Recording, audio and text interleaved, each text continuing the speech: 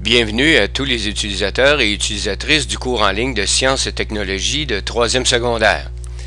Dans cette capsule, nous allons répondre aux questions 31 à 40 du dessin technique portant sur la projection des vues multiples et isométriques. Alors, commençons par la question numéro 31.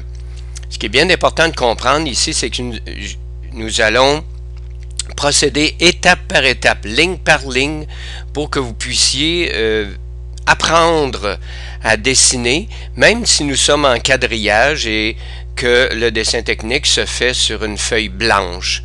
Alors, commençons par les renseignements que nous voyons sur la vue de face ici. Soit que vous prenez les mesures sur la vue de face ou vous comptez le nombre de carrés, le nombre de losanges à partir de la vue isométrique. Alors, commençons par une ligne de construction que je place en rouge ici pour limiter à quel endroit je vais travailler. Voyez-vous, on met la ligne de construction simplement à la deuxième pour délimiter la place, le bas. Donc, la première ligne de construction que je viens placer, c'est à 130 mm. 130 mm vient de cette donnée. Donc, tout de suite, je peux placer la base de la vue de face. Il me manque des renseignements pour pouvoir en faire plus. Le renseignement qui me manque ici, c'est 40 mm. Donc, je viens placer à 40 mm une ligne de construction. Pourquoi on place les lignes de construction? C'est simplement pour éviter le nombre de mesures et d'éviter des erreurs. On va voir ça dans la séquence qui s'en vient. Donc, je peux placer tout de suite une deuxième ligne de construction à une hauteur de 15. Je vous rappelle qu'en PowerPoint, la ligne n'arrive pas toujours à la bonne place. Nous ne sommes pas dans un logiciel de dessin ici. Alors là, on peut déjà placer deux hauteurs qui est délimitée par la ligne horizontale ici du haut et la deuxième ligne horizontale. Pour placer d'autres renseignements, maintenant, je sais que la vue de face me montre ici qu'à 50, il y a un petit carré superposé sur la vue de face. Alors, je viens le placer. Je peux placer ma troisième hauteur. Maintenant, il me reste à fermer les deux boîtes que j'ai là. Nous voyons ici qu'il y a un trou dans la structure. Il faut indiquer, ici, il faut indiquer avant de passer que il y a une ligne de contour cachée ici en pointillé. Elle est ici en pointillé sur la vue isométrique. Alors, il faut la mettre puisqu'il y a un vide à l'arrière. Maintenant, passons à la ligne de construction pour le centre du trou. Comment on détermine le centre du trou et comment on l'indique à notre fabricant? Bon, on l'indique en plaçant des lignes pointillées séparées par un point. Qu'on appelle en classe amicalement des petites lignes boom-tac. Alors, voici la petite ligne boom-tac. Elle dépasse la structure puisque c'est une ligne d'axe d'un trou. Par contre, le diamètre de 30 nous indique que la structure de bois va être coupée. Si c'est du bois, la matière va être coupée. Donc, il faut l'indiquer par des pointillés à 15 de rayon ou 30 de diamètre. Passons maintenant à la structure de côté. Voyez-vous, peut-être que discrètement, vous n'avez pas vu, mais il vient d'apparaître une ligne de construction. Je viens ici, vue de droite. Je vais délimiter tout de suite ma largeur qui est de 55 mm. Alors, la largeur ici, je place quelques lignes, dont la ligne du centre ici, qui est placée à 25. Donc, mon 25, je l'ai ici. Alors là, je peux construire ma vue de droite. La vue de droite, on voit aussi, évidemment, qu'il y a un trou à travers la structure. Il faut l'indiquer. Voici la ligne d'axe du trou délimitée ici par ce qu'on appelle les boom-tac. Alors, ce ne sont pas des pointillés, ce sont des pointillés intercalés par un point.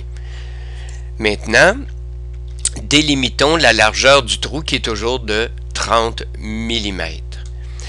Pour éviter maintenant de mesurer à nouveau et de risquer de faire des erreurs, en dessin technique vue multiple, nous proposons une méthode de travail qui est la ligne de 45 degrés. 45 degrés, pourquoi? Pour venir construire la vue de dessus. À chaque fois qu'une ligne de la structure vue de droite va croiser la ligne de 45, nous allons placer une ligne de construction. Alors voici les délimitations et nous sommes capables maintenant de commencer à placer notre rectangle de la vue de dessus. Évidemment, avec la ligne de construction qu'on voit ici, on voit que quelque chose qui a été délimité.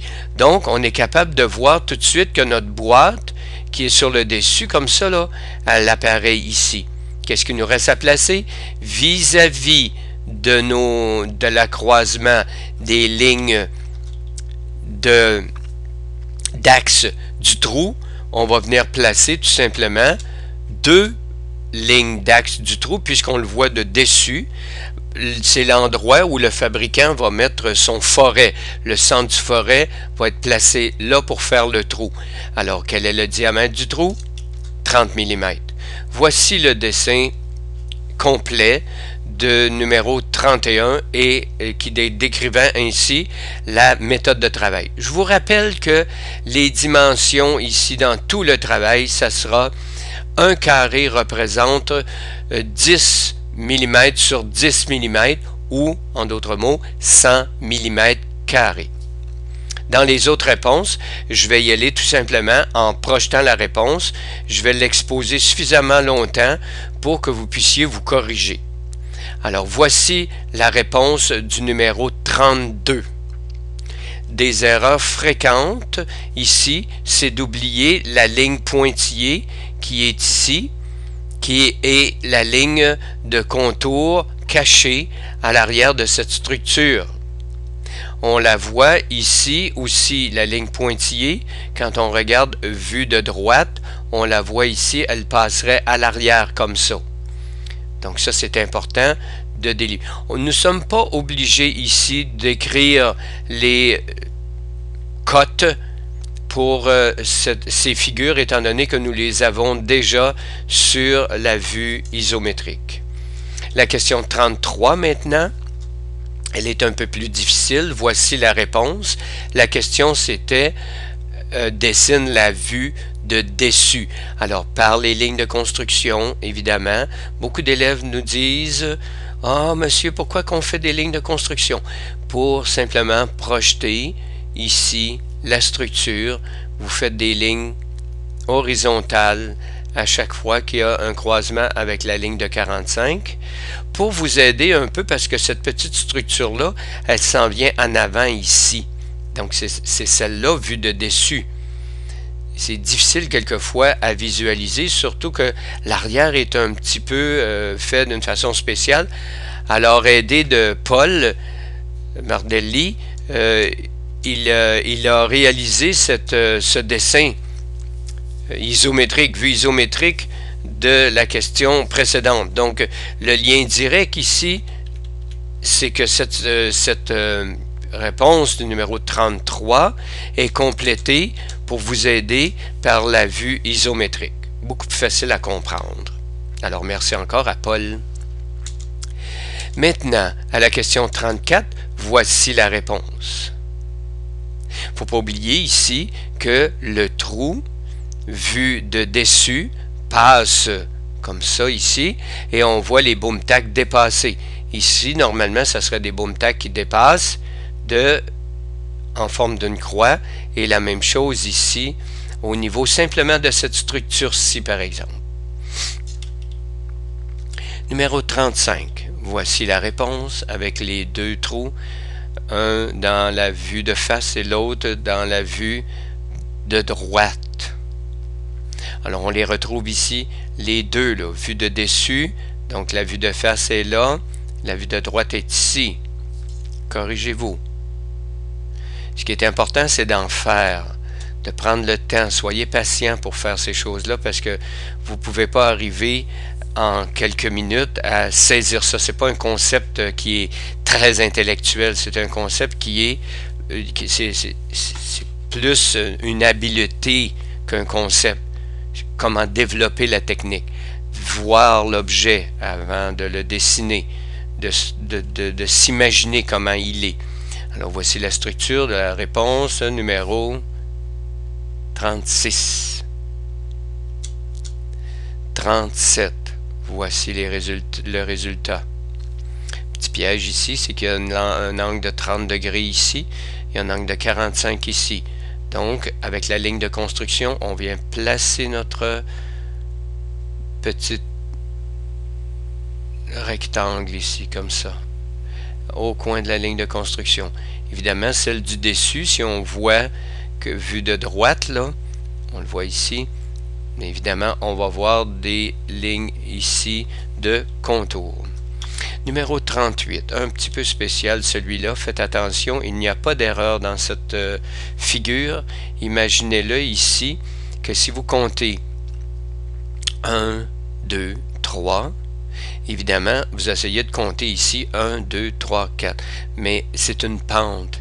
Le quatrième ici est comme caché en dessous de ce bloc-là.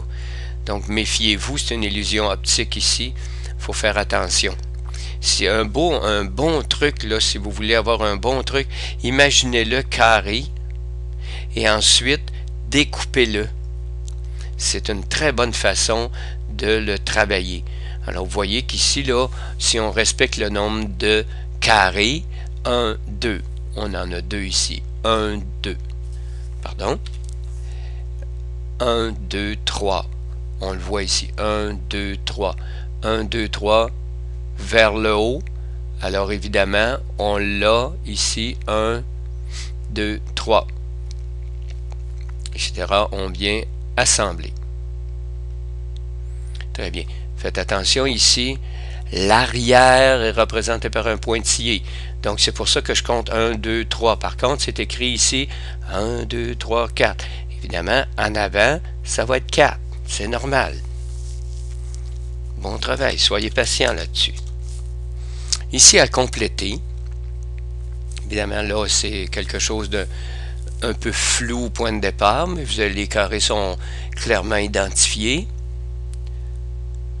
Voici la représentation isométrique. Il faut faire attention ici. C'est une représentation pour vous aider. Alors ici, il faudrait compter le nombre de petits losanges qui représentent des carrés, exactement le bon nombre. Okay, il y a une petite nuance ici, là, étant donné que c'est une numérisation ici. Dernière question. Quelle est la projection isométrique de ce numéro? Voici une représentation relativement simple, facile à réaliser, plaisante à faire puisqu'il n'y a pas de surprise. Vous voyez ici, quand je vous dis commencer par la vue de face, on voit très bien cette structure ici. On peut compter facilement le nombre de carrés étant donné que nous savons que nous avons 80 mm. 1, 2, 3, 4, 5, 6, 7, 8, 80 mm. On en a 25 de large, 1, 2 et demi, 25 de large, etc., etc. Bon travail, préparez-vous pour la petite évaluation sur ce thème. Alors, bon travail tout le monde et à la prochaine.